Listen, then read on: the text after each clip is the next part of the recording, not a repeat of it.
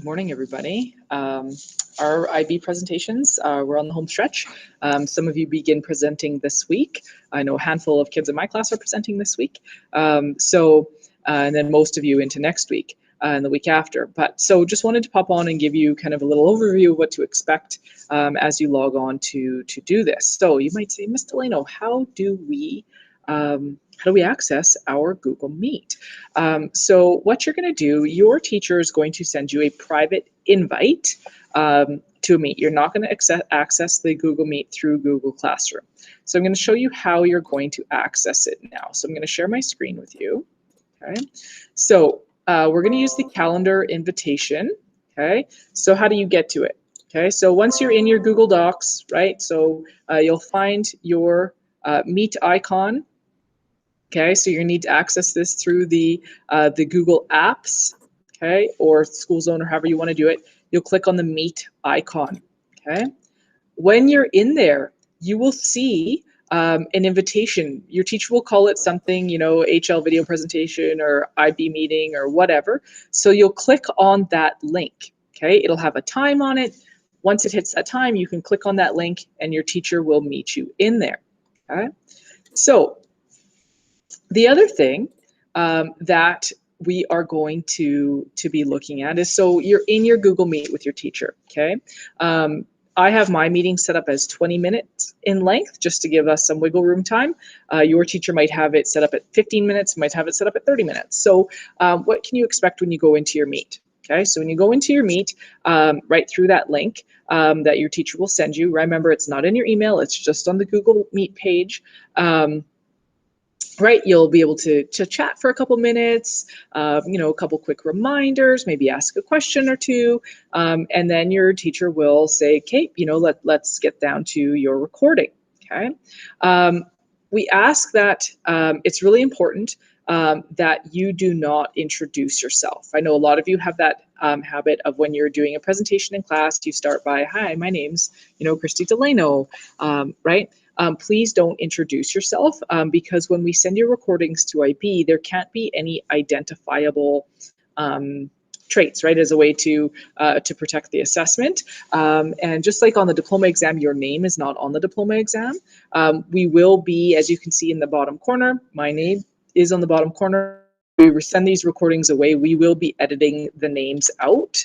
We will be blurring your name and our names in order to meet the expectations for IB. So please don't introduce yourself in your presentation. Okay. When you're ready to start, we'll both say, okay, you're ready to start. We as a teacher will click the record button, but our cameras, we will turn our camera off, so you won't be able to see us. You'll just be able to see an icon. And so I'll turn my camera off right now. So you'll just be able to see, you'll be talking to a picture, essentially. Although we as teachers, we will be on the other side. We just don't want our faces to appear on your video to potentially compromise the integrity of your video.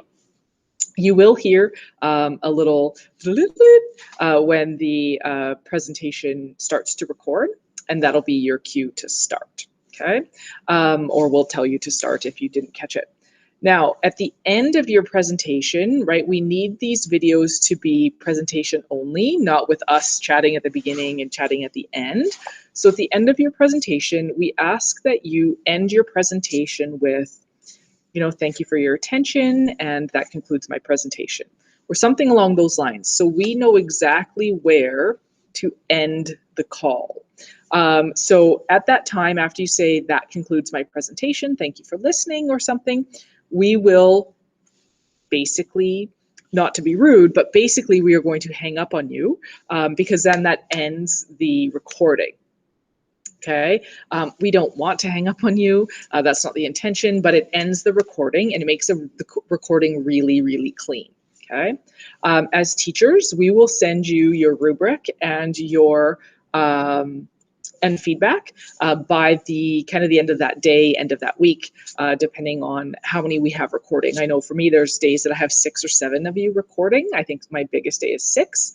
So you might not get your feedback that day because for various reasons, just having to organize it and send it out. And maybe my kids have just gone completely haywire and I need to just take a break from that. But you will get your rubric and your feedback within about a day. Okay. So again, it's not us being rude, wanting to hang up on you. We just need that recording to be very clean. Okay.